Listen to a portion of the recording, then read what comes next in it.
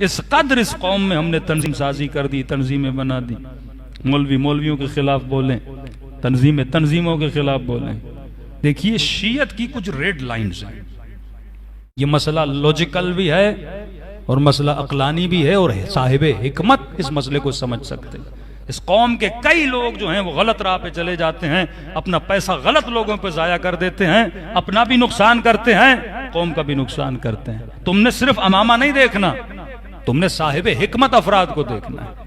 तुमने सिर्फ इल्म नहीं देखना, तुमने ये देखना है वो उस खत पर भी है कि नहीं है। जो खत हमारे बड़ों ने खींची थी, अगर वो उस खत पे नहीं है तो अपना भी नुकसान कर रहा है, मजहब और मकतब का भी नुकसान कर रहा है। कहीं दूसरा, इज्तिहाद के बाद विलायत फकीह का नजरिया। अब वली फकीह की इताअत तमाम पर वाजिब है। जब आगा खान की सुन सकते हैं तो हम विलायत फकीह क्यों नहीं सुन सकते? जब बोहरी अपने बोहरा की सुन सकते हैं तो तू विलायत फकीह क्यों नहीं सुन सकता? पावर को जब तक सेंट्रलाइज नहीं किया जाए कौमें तबाह हो जाती हैं। खुमैनी ने पावर को सेंट्रलाइज किया। आप इराक गए होंगे, मशी में देखा होगा इराकियों का क्या हाल है, लुबनान का क्या हाल है। ईरान ने तरक्की भी की, इन तमाम तर सैंक्शन के बावजूद कितनी तरक्की की है ईरान ने ना, सब कुछ किया, क्योंकि पावर वहां पे क्या हुआ, सेंट्रलाइज हुआ। जो कौमें अपने पावर को सेंट्रलाइज करती हैं वो कौमें कामयाब रहती हैं। पाकिस्तान में एक सिस्टम बना, तहरीक फ़िक़्ह निफ़ाज़ जाफरिया, क़ियादत का इंतखाब हुआ। क़ियादत को वेरीफाई कौन करता था? वली फकीह। शहीद हुसैनी की क़ियादत को किसने वेरीफाई किया? वली फकीह ने। हमें लेंथ और लाइन कहां से लेनी है?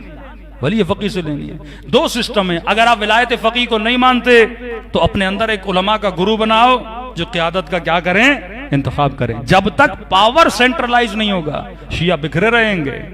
लोग ये समझते हैं आज मैं मौलवी होकर थोड़ा बहुत फेम मिल जाए, थोड़ा बहुत मशहूर हो जाऊं और मैं पाकिस्तान में ऐलान करूं भाई मैं नई तंजीम बना रहा हूं, आ जाओ एक नई क़ियादत का इब्तिदा करते हैं, एक नई तंजीम बनाते हैं, आ जाओ एक सियासी पार्टी बनाते हैं, इस मुल्क में कोई सीटें जीत देते हैं, तो वल्लाह यकीन जानिए कुछ खुफिया ताकतें मेरी मदद करेंगी। हाँ, मुझे 4-5 चीजें दिला देंगी, मेरे फेम को बढ़ाने के लिए कुछ करेंगी, क्योंकि वो शुरू से यही चाहते हैं जितने हम धड़ों में बटेंगे उतना आपका पावर क्या होगा, तकसीम होता जाएगा, आपकी एनर्जी क्या होगी, तकसीम होती जाएगी। ये बेचारा जवान जिसमें दीन का जज्बा मौजूद है, अगर मैं इसे तंजीमों में तकसीम कर दूंगा, अब तुमने सेंट्रलाइज पावर को क्या कर दिया, खत्म कर दिया। लाख आपके एतराज वाक़े खामनेई पर, लेकिन वहां के उलमा ने कहा कि हमारे लाख एतराज हो सकते हैं उनके किसी फतवा पर, उनके किसी फैसले पर। फर्ज से इख्तलाफ रखो, सिस्टम के दुश्मन न बनो, क्योंकि अगर सिस्टम है तो फिक्र है, सिस्टम है तो कौम बाकी है। हमारे पाकिस्तान में सबसे बड़ी गलती जो मौलवियों ने की वो सिस्टम के दुश्मन बने। आपका इख्तलाफ किसी फर्द से था, आपने सिस्टम को क्यों खत्म किया? आपका इख्तलाफ अपने मुल्क की क़यादत से था, आपने सिस्टम को क्यों खत्म किया? जब सिस्टम तबाह हुआ तो कई लोगों ने नए नए सिस्टम बनाए। ये मुकाफात अमल है। जिन लोगों ने इस मुल्क में एक सिस्टम को तोड़ा था ना, आज वही आपस में लड़ रहे हैं। ये मुकाफात अमल है। जो वहदत के नारे बुलंद करते हैं ना, आज उनमें वहदत नजर नहीं आती। ये मुकाफात अमल है।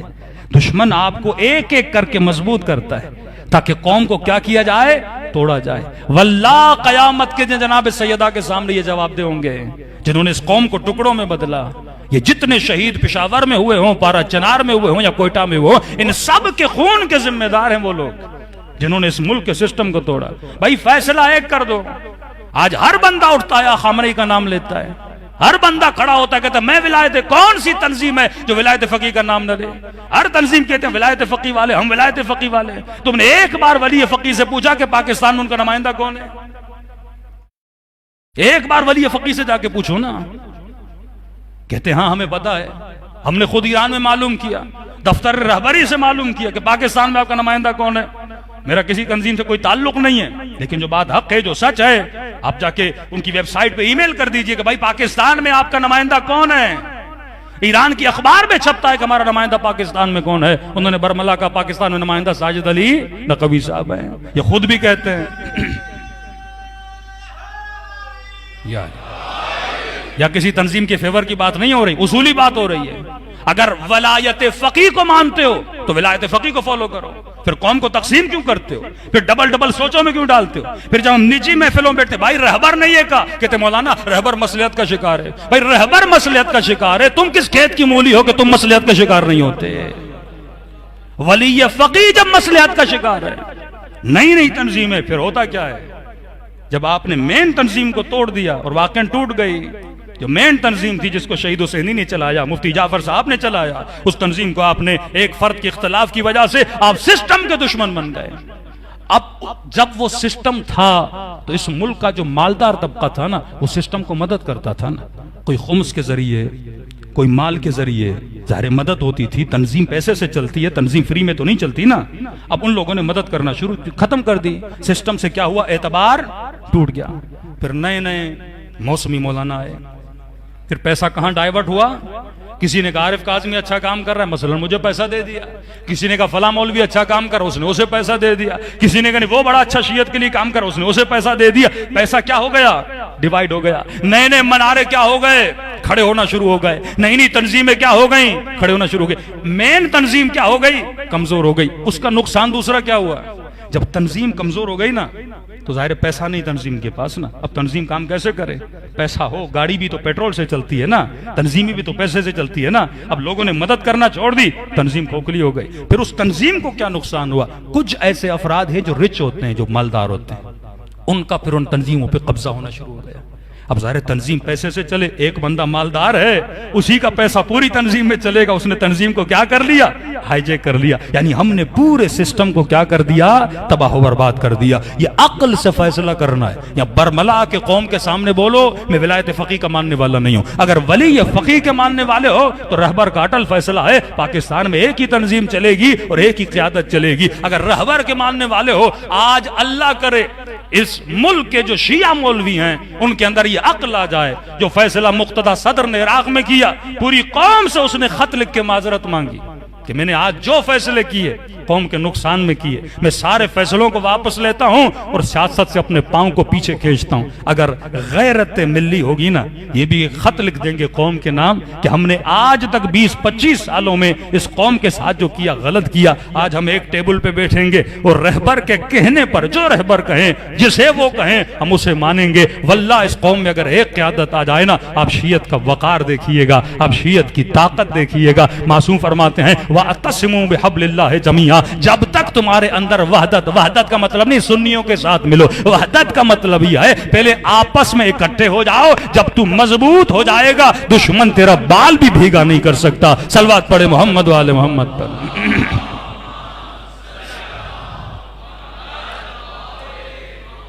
मुकाफात अमल है, यह मुकाफात अमल है। आज से 25 साल पहले 90s में जिन लोगों ने, मौलवियों की पगड़ियां उछाली, उनके नामूस को बदनाम किया, आज आपस में लड़ रहे हैं, आपस में लड़ रहे हैं। बुजुर्ग उलमा कहते हैं हमें हंसी आती है, यही लोग एक वक्त इकट्ठे थे, लेकिन आज यही आपस में लड़ रही है। मुकाफात अमल है। जब हुब्ब ज़ात इंसान में आ जाए ना, अली इब्न अबी तालिब ने कौम के लिए, मौला फरमाते हैं, मैंने गम के घूंट पिए, रात के अंधेरों में कुएं में सर डाल के अली इब्न अबी तालिब रोते रहे। इमाम हसन का आप नाम तो लेते हैं, हसन इब्न अली के साथ हुआ क्या था? कौम ने अपने रहबर के साथ क्या किया था? कहीं वो हालत तो हम अपने मुल्क में नहीं कर रहे, जब कौम के बच्चे बच्चे को बदतमीज बना दिया जाए।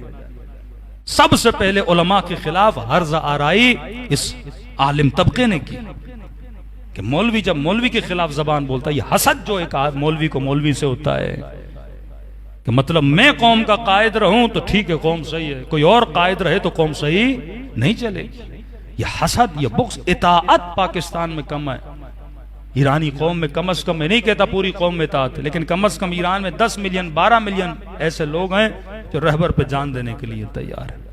और वल्ला ईरान इसी 10-12 मिलियन की वजह से चल रहा है, और न वहां भी अक्सरियत बेदीन लोगों की है, लेकिन ये 12 मिलियन 15 मिलियन ईरान में ऐसे हैं जो अपने रहबर की इताअत करते हैं। कौमों में जब इताअत आती है, इताअत न हो तो अली भी जीती हुई जंग हार जाते हैं। अली जैसा इमाम जंग सिफीन जीती हुई जंग थी ना, जब तू फितनों का शिकार हो जाए। कई ऐसी बातें हैं जो मिंबर से करने की नहीं है, हमारे बच्चों को नहीं पता 90s में क्या हुआ इस मुल्क के साथ। वो जुल्म हुआ जो दास्तान बंदा यहां से बयान करे तो खून के आंसू रोना चाहिए कि हमने बनी बनाई तंजीम को किस तरह तबाह कर दिया, बने बनाए सिस्टम को हमने तबाह कर दिया। और मुनाफिकत इतनी कि हम रहबर का नाम इस्तेमाल करते रहे, वली फकी का नाम बदनाम करते रहे। उनकी वेबसाइट मौजूद है, उनका दफ्तर मौजूद है, जाकर पूछ लो कि रहबर का क्या हुक्म है, पाकिस्तान में नुमाइंदगी किसने करनी है। जब तक फिक्र इंसान की बेदार ना हो जाए ना, हिजबुल्लाह लुबनान क्यों कामयाब है? एक हसन नसरुल्लाह के पीछे बात खत्म हो गई। रहबर ने तायद दी हसन नसरुल्लाह, अब जो भी है उनके पीछे चलना है। इताअत तुम्हारा काम नहीं कि तुम उंगलियां उठाओ। कई मौलवी हैं जो ईरान में खामनेई पे उंगलियां उठाते, ये इनका फैसला सही नहीं, वह उनका फैसला। भाई तुम कौन होते हो? नीचे तंजीम उलमा की बैठी है, अगर अदालत साकित हो जाएगी और रहबरियत को चेंज कर देंगे। सिस्टम ऐसे नहीं चलता कि हर बंदा उठे सिस्टम के खिलाफ उठे। लोगों ने वोट दिया, कोई वजीर आजम बन गया, अब हर बंदा बाहर निकले वजीर आजम को हटाओ, ये तो नहीं हो सकता ना। मुल्क सिस्टम के मुताबिक चलता है। सिस्टम से बंदा सिलेक्ट होता है, सिस्टम से बंदा उस चीज से हटाया जाता है। तुम विदाउट सिस्टम जब क्रॉस करोगे तो मुल्क को तबाह हो बर्बाद कर दोगे। तंजीम साजी करो। इतनी अच्छी तंजीम थी ISO, ये इस कौम की रीढ़ की हड्डी थी। गली गली कूचों कूचों में बच्चों की तरबियत आज सुकड़ के रह गई ISO। चंद इलाकों में, लाहौर के चंद इलाके सिर्फ कराची की सिटी में रह गई, वरना ये तंजीम रूट्स में थी, यानी शियों की जड़ों के अंदर थी। क्योंकि जब हमने इसे मेन सिस्टम से तोड़ दिया, ये नुकसान तुमने किसका किया? नुकसान तुमने कौम का किया। जब तक एक नहीं बनते तब तक तुम्हारे अंदर वो पावर नहीं आता। आज रोते फिरो कि शियों के बच्चे मिसिंग पर्सन में हैं। आज माएं रो रही हैं कि उनके बच्चे 4-4 साल हो गए, 6-6 साल हो गए, कुछ पता नहीं। हाँ, हम कहते हैं जिसने जुर्म किया उसे पकड़ो, लेकिन यह ना पता हो कि बच्चा कहां पे है। आज वाकईन आदमी खून के आंसू रो रहा था जब एक इतनी बड़ी पॉलिटिकल पार्टी के बंदे को पकड़ा गया और उसे जो टॉर्चर किया गया। पूरी कौम ने देखा ना, इंसान के हसास तरीन उज़्व को टॉर्चर किया गया। तो एक मां रो रही थी, कह रही थी मौलाना 4 साल से मैंने अपने बच्चे को नहीं देखा। लेकिन जब मैंने टीवी पे सुना ना शहबाज गिल के साथ ये हाल हुआ, मैं सोच रही थी मेरे बच्चे के साथ भी ऐसा शायद हुआ हो। हाँ? क्यों ये माएं ऐसी कमजोर पड़ गई? क्यों इस कौम के बच्चे कमजोर पड़ गए? जब आप में यूनिटी ना हो। कराची में सबसे बदतरीन पार्टी थी MQM। एक दिन में 17-18 लाशें गिरती थी, लेकिन यूनिटी जब थी ना उनमें, वो खबीस एक कॉल करता था, कराची सेकंड्स में बंद हो जाता था। इसे कहते हैं पावर। जुल्म भी अगर यूनाइटेड हो ना, वो अपना पावर दिखाता है। शिया कौम ने कभी इस मुल्क का बुरा सोचा नहीं। जाने हमने दी है इस मुल्क में, जितना जुल्म हुआ हमने कभी ये नहीं कहा हम बदला लेंगे, हम भी जाने लेंगे, नहीं। हमेशा वफादारी का इजहार किया। लेकिन फिर भी अगर आप में यूनिटी ना हो, अगर आप में यूनिटी हो, मुल्क का भी फायदा है, कौम का भी फायदा है। नहीं मिलेगा जब कौम को तोड़ा जाता है, जब मुख्तलिफ क़ियादतों में बांटा जाता है। लाख क़ियादतें बना दो, कौम कभी निजात नहीं पाएगी जब तक एक क़ियादत के नीचे जमा नहीं होते। सलवात पढ़े मोहम्मद वाले मोहम्मद।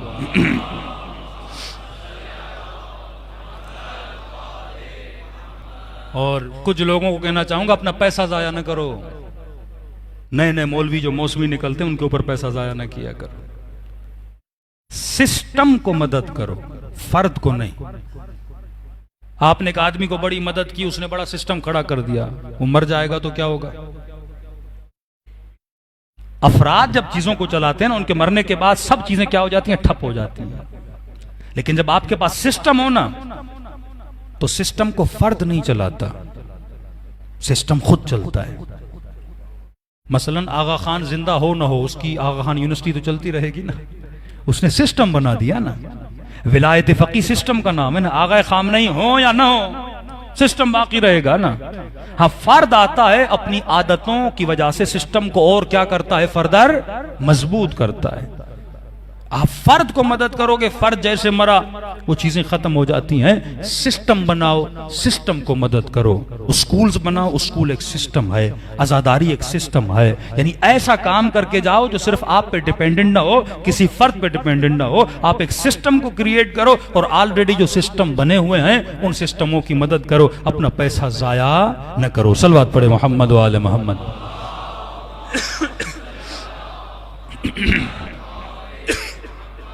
मजलूमियत इमाम हसन, नादान लोग वो जुमले इमाम हसन को बोलते थे, अलियाज़ बिल्लाह, ऐ मोमिनों को जलील करने वाले, मुज़िल्लल मोमिनीन, हसन इब्न अली को। नादान लोग थे। आज यही नादानियां इस कौम में हुई जिसकी वजह से हमने पूरी कौम की जड़ों को उखाड़ के रख दिया। आप जिस भी मुल्क में जाएं, वल्लाह ये बाइस खुशी भी है, और इतनी खामियों के बाद भी शिया कौम इस मुल्क में सरवाइव कर रही है, ये इमाम ज़माना का मौजज़ा है। वल्लाह अगर मौला का हाथ ना हो तो हमारा कोई ऐसा अमल नहीं है जिसकी वजह से हम सरवाइव कर सकें। जितने हमले हमारे ऊपर हुए ज़िया के ज़माने से लेकर अब तक, गोलियों से मारा, बमों से मारा, गर्दनों को काटा, टांगों को टुकड़े टुकड़े करके काटा, वो जुल्म किए कि जिसकी मिसाल नहीं मिलती इस कौम, शिया कौम पे जितना जुल्म हुआ, लेकिन अब तक आप सरवाइव कर रहे हो, इमाम ज़माना की दुआ है। लेकिन अगर थोड़ा अमल आ जाए ना, लेंथ लाइन पकड़ लो, फिर देखो खुदा कितनी कुव्वत देता है। और इमेज आप क्या दोते, जो मकतबे इल्म के मानने वाले हैं उन पर लाजिम था मुआशरे में इल्म को बांटे ना। हमने इल्म नहीं बांटा, सिर्फ गालम गलोच, सिर्फ जलसों की हद तक, सिर्फ सेमिनार की हद तक। सिर्फ ये था कोई बंदा शहीद हो जाए हम उसकी तस्वीर लगा दे, आज शहीद का सेमिनार है, आज मकतबे कासिम सुलेमानी का सेमिनार। भाई तुमने मकतबे कासिम सुलेमानी को समझा कब है? कासिम सुलेमानी के मकतब का मतलब यह है अपने रहबर के कहने पे अपनी जान को कुर्बान करना। तुमने मुल्क के रहबरों को बदनाम कर दिया, तुमने मुल्क की क़यादतों की दाढ़ियों में हाथ डाला, तुमने उनके नामूस पे हाथ डाला, और तुम मकतब कासिम सुलेमानी की बात कर रहे हो। मकतब का मतलब ये इताअत वो हो जो सलमान फारसी की इताअत थी, इताअत वो हो जो मैसम तम्मार की इताअत थी, इताअत वो हो जो जनाबे हुजर की इताअत थी। सर कटा दिया लेकिन अली से दूर न हटे। ये मकतब का काम है कि इताअत के साथ चलो, तस्लीम और मकाम रिजा के साथ अपनी जिंदगी को गुजारो। क्योंकि कौम में तरबियत नहीं थी, हमने कौमों की तरबियत नहीं की, अपने माल को जाया किया, एनर्जी